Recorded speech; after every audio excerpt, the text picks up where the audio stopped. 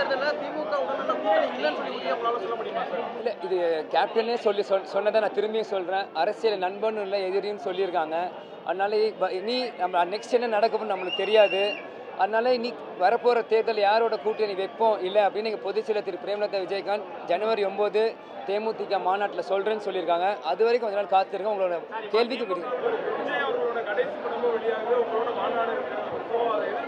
நான் மாநாட்டில் இருப்பேன், அவர் படம் பார்த்துட்டு இருப்பார். அதனால் நான் என்ன பண்ணுறது? அதுக்கு படம் சொல்லிட்டேன், டேட்டு ரிலீஸ் ஆகும்போது கிளைமேக்ஸ் என்ன நடக்குன்னு வெயிட் பண்ணி பார்ப்போம். அன்றைக்கி ஜனவரி 9 மாநாடு கிளைமேக்ஸ் அப்போ பொதுச்செயலர் பேசுவாங்களே, அன்றைக்கி அவங்களுக்கு பதில் உங்களுக்கு தெரியும்.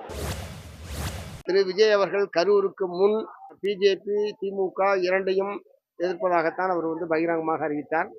பிஜேபியை கொள்கை எதிரி என்றும் திமுகவை அரசியல் எதிரி என்றும் பிரித்து தெளிவாகத்தான் அவர் பேசிட்டு இருந்தார். ஆனால் கரூரில் நெரிசலில் ஏற்பட்ட அந்த மரணம், அது தொடர்பாக ஏற்பட்ட நிகழ்வுகள், அதற்கு பிறகு இறுதியாக அது மத்திய புலனாய்வுத்துறையுடைய விசாரணைக்கு அறிவிக்கப்பட்டதற்கு பிறகு அவருடைய அணுகுமுறையிலே மாற்றம் என்பது ஏற்பட்டிருக்கிறது.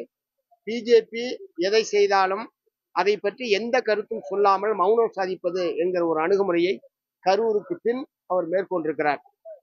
ஒருவேளை மத்திய புலனாய்வுத்துறையுடைய விசாரணை நடைபெறுகிற காரணத்தினால் மத்திய அரசாங்கத்தை பகித்துக் கொண்டால் அது தனக்கு எதிராக போய்விடுமோ என்கிற அச்சத்தின் காரணமாக அவர் அத்தகைய நிலைப்பாட்டை எடுத்திருக்கிறாரா என்பதை அவரிடத்திலே உங்களை போன்ற நண்பர்கள் கேட்க வேண்டும். எங்களை பொறுத்தவரையிலும் தலைவர் தான் தமிழ்நாட்டின் முதலமைச்சர் என்பதை ஏற்றுக்கொள்கின்ற யாராக இருந்தாலும், அதை 100 தடவை தெளிவாக சொல்லிட்டேன். முதலமைச்சராக ஏற்றுக்கொள்கிற கூட்டணி தான் நம்மோடு இணையும். அவர்களை வருகின்றவர்களை வாழ்த்தி வரவேற்போம்.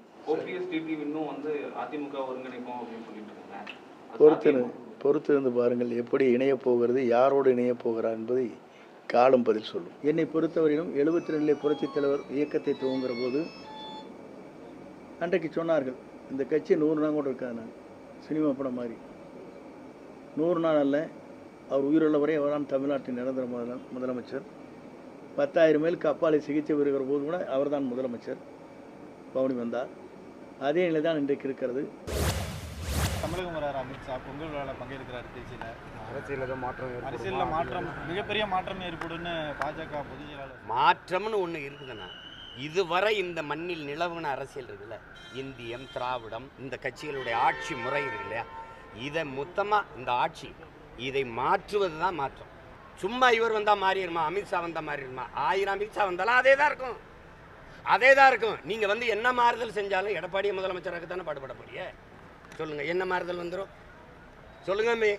வந்தால் கமிஷன் வாங்க மாட்டார், பணியிட மாற்றத்துக்கு பணம் இல்லை, பணி உயர்வுக்கு பணி இல்லை, பணி நியமனத்துக்கு காசு இல்லை, மலையை குடைய மாட்டாங்க, மலையை வெட்ட மாட்டாங்க, குவாரியெல்லாம் மூடிடுவாங்க, மணல் அள்ள மாட்டாங்க, ஆறு பாதுகாக்கப்படும், மலை பாதுகாக்கப்படும். ஏதாவது இருக்கா சொல்லுங்கள். அப்புறம் மாற்றுனா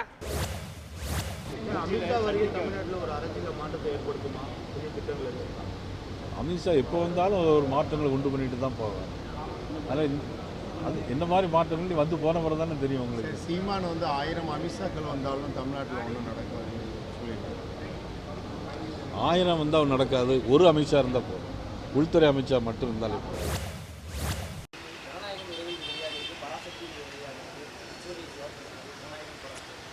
எல்லாத்தையும் பார்க்கலாம்ப்பா, அதனால ஒரு பிரச்சனை நேரம் இருந்துச்சுன்னு வைங்க, நல்ல படம் நீங்களாம் சொன்னீங்கன்னா பார்த்துடலாம்.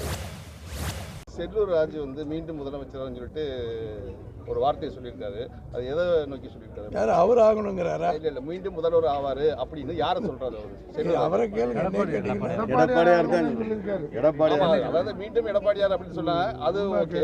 மீண்டும் முதலமைச்சர் வரணும்னு சொல்லி இப்போ உள்ள கரண்ட் முதலமைச்சரை சொல்றவா அப்படி ஒன்று பேர் செல்லூர் ராஜு சொல்றாருன்னா எங்க முதலமைச்சர் தான் சொல்லுவார். முன்னாள் முதலமைச்சர், எதிர்கட்சி தலைவர், அவர் தான் மீண்டும் முதலமைச்சர் அவர் சொல்றாங்க. வேற என்ன உங்களுக்கு சந்தேகம்? ஒரு வார்த்தை வராதனால மீண்டும் ஸ்டாலின் வரதுக்கு அவர் சொல்லியிருக்காரு செல்லூராஜ் அப்படிங்கிற மாதிரியான ஒரு ஸ்லிப் ஆஃப் த டங், அதாவது வாய் தவறி அப்படி வர்றது, அது உங்களுக்கு ஒரு சான்ஸ் ஆகி போயிடுது. இது ஒரு கேள்வி கேட்குற மாதிரி அதெல்லாம் ஒன்றும் இல்லைங்க. யார் வாயிலும் அதிமுக வாயிலும் அப்படி வராது. ஒரு பக்கம் விஜயனுடைய வளர்ச்சி மிக பிரமாண்டமாக இருந்துகிட்டு இருக்குது. அதை பற்றி என்ன நினைக்கிறீங்க? 2வது இடம் யாருக்குன்னு போட்டி, அதிமுக முதலிடம். ரெண்டாவது இடம் அவங்களுக்குள்ள போட்டி. அதுக்கு ஒன்றுபட்ட அதிமுகவும் மிகப்பெரிய பலம் ஒன்று இருந்துச்சு, ஏற்கனவே இருந்துச்சு. இப்போ அது பிரிஞ்சு கிடக்கிறதுனால தான் பலவித கேள்விகள் எழுப்பப்படுது அப்படிங்கிற மாதிரி ஒரு 2 பேருங்க. அது பலமா பலம் இல்லையான்னு உங்களுக்கு தேர்தல் நாங்கள் நிரூபித்து காட்டுவோம். என்னங்க இருந்தால் கூட்டம் நடத்தட்டும், மாநாடு நடத்தட்டும், அரசியல் ஆண்மையை காட்டுட்டுங்க. நாங்கள் காமிச்சிருக்கு 170-80 இடத்துக்கு மேலே போயிட்டாரு. ஒவ்வொரு தொகுதியாக சந்திச்சுட்டு வர்றாரு எடப்பாடி. ஒரு ஆண்மகன், அரசியல் ஆண்மை உள்ளவர்கள் யாராவது போய் பார்க்கட்டும், மக்களை சேர்க்கட்டும். டெய்லி ஒவ்வொரு கூட்டத்தில் 50,000 ஓட்டு, 50,000 மக்களை சந்திக்கிறார். அதான் வித்தியாசம் என்னன்னு உங்களுக்கு தெரியும். தேர்தலுக்குள்ள வந்து டிடிவி தினகரனும் பன்னீர்செல்வத்தையும் சேர்க்கிற மாதிரியான ஒரு சூழல் உருவாகுமா?